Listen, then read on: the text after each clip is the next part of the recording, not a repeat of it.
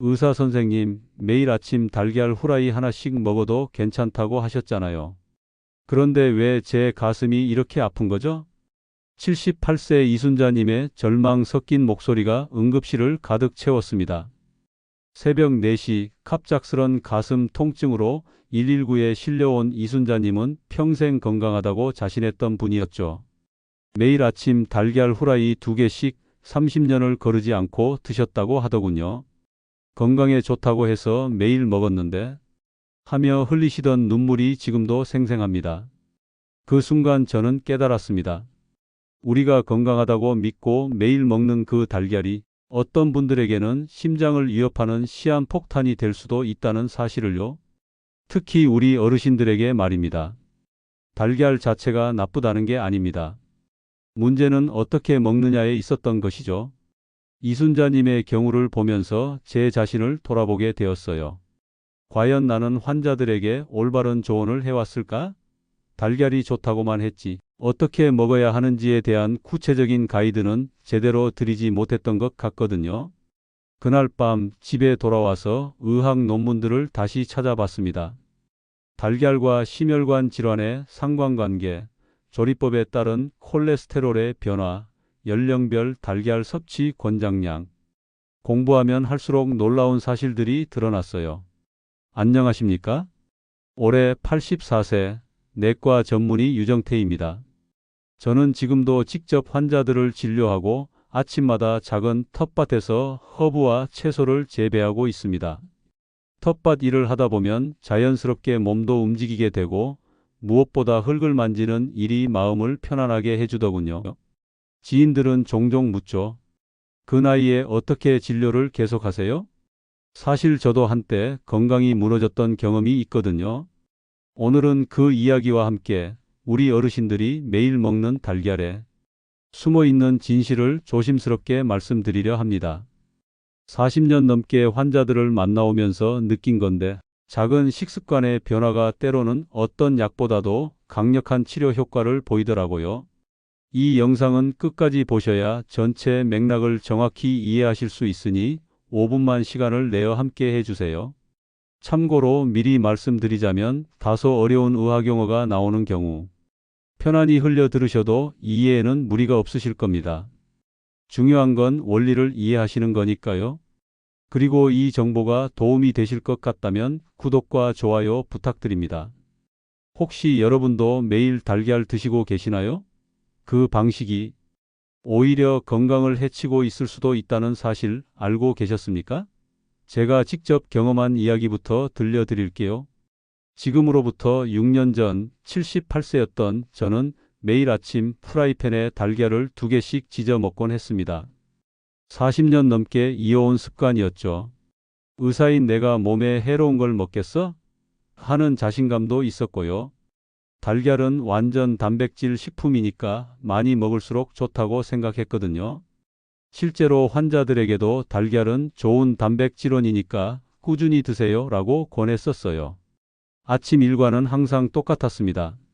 새벽 5시 30분에 일어나서 공복에 물 한 잔 마시고 바로 부엌으로 가서 프라이팬을 달궜어요. 기름을 두르고 달걀 2개를 탁탁 깨뜨려 넣으면 지글지글 소리와 함께 고소한 냄새가 올라오죠. 노른자가 터지지 않게 조심스럽게 뒤집어서 완전히 익혀 먹는 게 제 스타일이었거든요.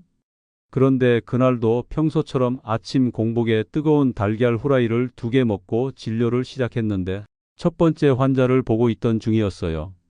갑자기 가슴 한복판이 짓눌리는 듯한 통증이 몰려왔습니다. 처음엔 속이 좀 더부룩하네 정도로 생각했는데 점점 숨이 차오르더군요. 식은땀이 줄줄 흐르기 시작했어요. 환자분께 잠깐 양해를 구하고 진료실 밖으로 나왔는데 다리에 힘이 빠지면서 벽에 기대지 않으면 서 있기 힘들 정도였어요. 간호사가 제 얼굴색을 보고 깜짝 놀라더군요. 선생님, 얼굴이 새파래요. 처음엔 일시적인 소화불량이겠지 했는데 통증이 점점 심해지는 거예요. 가슴에서 등으로 그리고 왼쪽 팔까지 저리는 느낌이 퍼져 나갔거든요. 그제서야 이건 심장 문제일 수도 있겠다는 생각이 들었어요. 의사로서의 직감이랄까요? 급히 심전도를 찍어보니 결과는 충격적이었습니다. 협심증 초기 증상이 명확하게 나타나 있더군요. ST 분절의 변화가 보이고 T파도 평소와 다른 양상을 보였어요. 심장 혈관이 막힐 뻔한 위기 상황이었습니다. 그 순간 정말 막막했어요. 환자들에게 늘 건강관리의 중요성을 강조해온 제가 정작 제 몸은 제대로 돌보지 못했다는 자괴감이 밀려왔거든요. 더욱이 제가 매일 먹던 그 달걀이 원인일 수도 있다는 생각이 들자 정말 어이가 없더라고요. 건강을 위해 먹었던 게 오히려 독이 되었다니. 급히 응급실로 옮겨져서 정밀 검사를 받았습니다.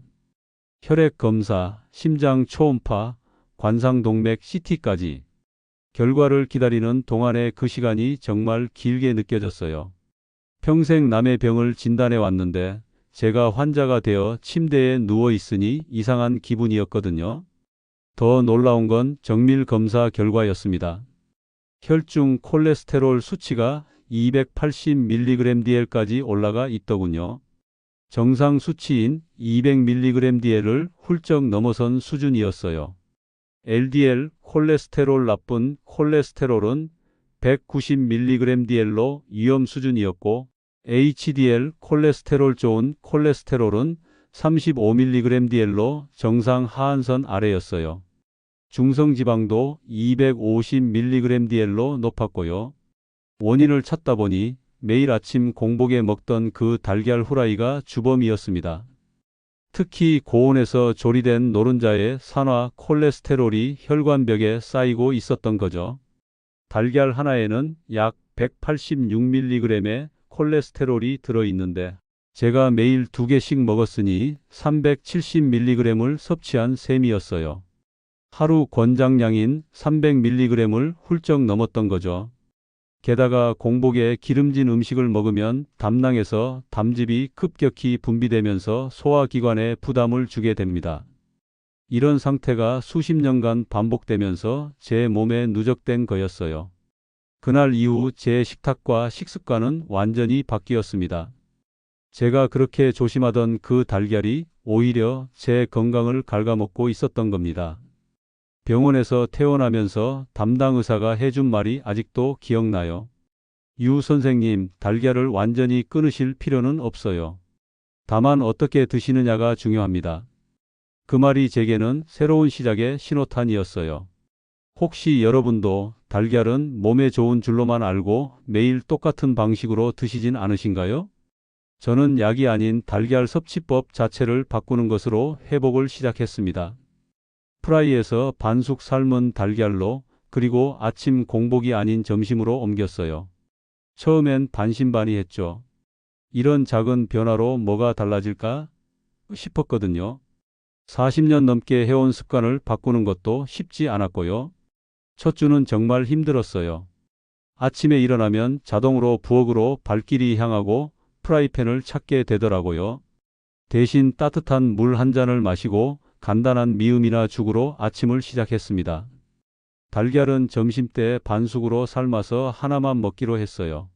물이 끓기 시작하면 달걀을 넣고 정확히 7분 동안 삶았습니다. 노른자가 완전히 익지 않고 살짝 흐르는 상태가 되도록 말이에요. 2주 정도 지나니까 몸의 변화가 느껴지기 시작했어요. 아침에 속이 더부룩한 느낌이 사라졌고 소화가 훨씬 편해졌거든요. 예전엔 아침 식사 후에 항상 졸음이 몰려왔는데 그런 증상도 없어졌어요. 가벼운 아침 식사 덕분에 오전 진료도 더 집중할 수 있었고요. 그런데 3개월 후 정말 놀라운 변화가 시작됐습니다. 정기검진에서 혈중 콜레스테롤 수치가 220mg/dl로 떨어져 있더라고요. 60mg이나 감소한 거였어요. LDL 콜레스테롤도 130mg/dl로 정상 범위에 들어왔고 HDL 콜레스테롤은 45mg/dl로 올라갔습니다. 담당 의사도 깜짝 놀라더군요. 약도 안 드시고 이렇게 수치가 개선되다니. 6개월 후엔 더욱 놀라운 결과가 나왔어요. 총 콜레스테롤이 190mg/dl까지 내려갔거든요.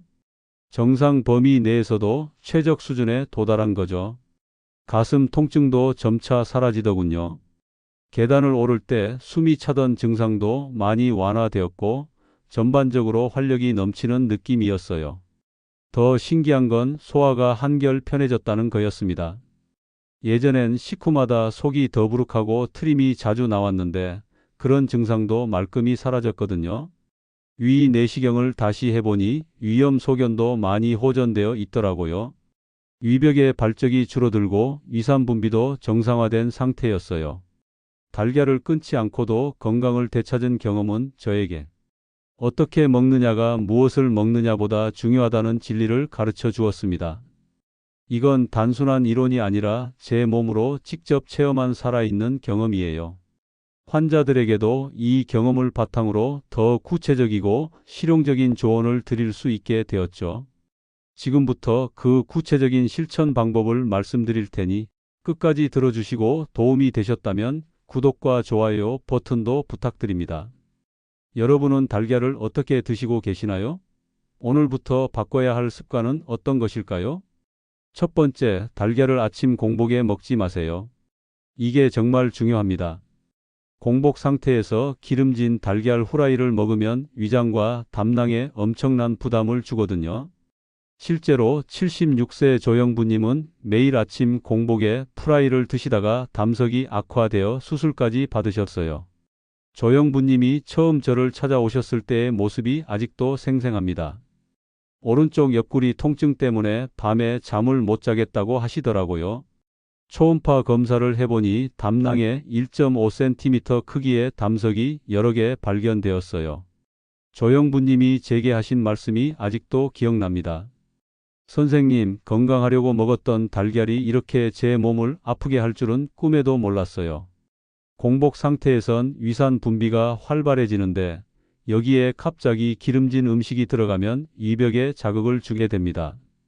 또한 담낭에서 담즙이 급격히 분비되면서 담낭 수축이 강하게 일어나죠.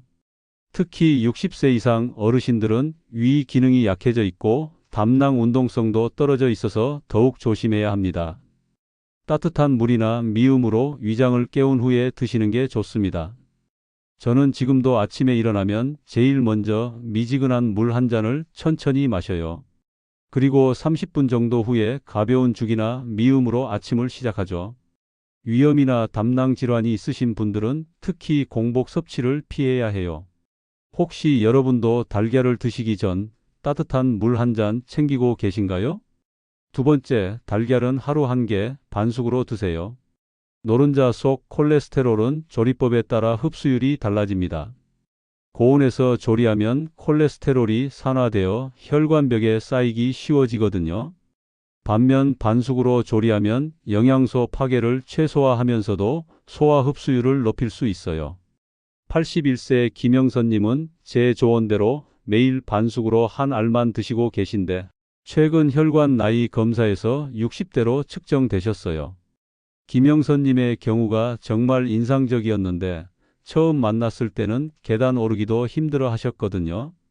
혈압도 16,095mm 머큐리로 높았고 콜레스테롤 수치도 250mg/dl을 넘었었어요. 그런데 달걀 섭취법을 바꾸고 6개월 후 놀라운 변화가 나타났습니다. 혈압이 13,580mm 머큐리로 안정되었고 콜레스테롤도 200mg/dl 이하로 떨어졌어요. 무엇보다 본인이 느끼는 체감 변화가 컸죠. 김영선님은 달걀 하나로 이렇게 달라질 줄 몰랐다며 무척 기뻐하시더군요. 삶을 때는 7분 내외가 최적입니다. 물이 끓기 시작하면 달걀을 넣고 정확히 7분 후에 찬물에 헹궈주세요. 노른자 중심이 살짝 흐르는 상태가 되어야 해요. 이때 단백질 변성이 최소화되면서 소화 흡수율이 가장 높아집니다. 고지혈증이 있으시다면 주 3에서 4회로 제한하시고요. 여러분은 오늘 달걀을 어떻게 요리하셨나요? 세 번째, 녹차나 주스, 두유는 1시간 후에 드세요. 많은 분들이 모르시는 사실인데 일부 음료는 단백질 흡수를 방해하거나 철분 흡수를 저해할 수 있어요. 특히 녹차의 탄닌 성분은 달걀의 철분과 결합하여 흡수를 막을 수 있거든요. 80세 윤점수님은 달걀과 녹차를 함께 드시다가 철분 부족으로 어지럼증을 겪으셨어요. 윤점수님은 평소 건강에 관심이 많으셔서 매일 녹차를 즐겨 드셨는데 달걀과 함께 드시는 경우가 많았거든요. 검사해 보니 혈중 철분 수치가 정상 하한선인 60gdl 아래로 떨어져 있더군요. 헤모글로빈 수치도 10.5gdl로 빈혈 진단 기준에 해당했어요. 윤점수님처럼 빈혈 기왕력이 있으신 분들은 특히 더 주의해야 합니다. 탄닌은 철분과 결합해서 탄닌-철 복합체를 형성하는데 이는 우리 몸에서 흡수되지 않거든요. 또한 오렌지 주스 같은 산성 음료도 달걀의 단백질과 반응해서 소화를 방해할 수 있어요. 식사 후엔 따뜻한 보리차나 미지근한 물이 가장 좋습니다. 보리차는 탄닌 함량이 낮아서 철분 흡수에 영향을 주지 않고 소화도 도와주거든요. 혹시 여러분도 식사 후 바로 녹차 한 잔 하시나요? 네 번째, 간 질환이 있으시다면 흰자만 드세요. 노른자에는 지방과 콜레스테롤이 많아 간에 부담을 줄 수 있거든요. 간은 우리 몸의 화학 공장인데 여기에 과도한 지방이 들어가면 간세포에 무리가 갑니다. 특히 이미 간 기능이 저하된 상태에서는 더욱 조심해야 하죠. 간경화 진단을 받은 79세 민기열님은 제 조언에 따라 흰자만 섭취하셨는데 3개월 후 간 수치가 눈에 띄게 호전되었어요. AST 수치가 80UL에서 45UL로, ALT 수치가 75UL에서 40UL로 떨어졌거든요. 정상 범위인 40UL 이하로 들어온 거죠. 민기열님은 처음에 달걀을 반만 먹는다니 그게 무슨 소용이 있겠어요? 라고 하시더라고요. 하지만 달걀 흰자에는 고품질 단백질이 풍부하게 들어있어요. 특히 간에서 알부민 합성에 필요한 필수 아미노산들이 균형 있게 포함되어 있거든요. 민기열님은 달걀을 포기할 뻔했는데 이런 방법이 있다니 정말 다행이라고 하시더군요. 흰자를 스크램블로 조리하면 맛도 좋고 소화도 잘 됩니다.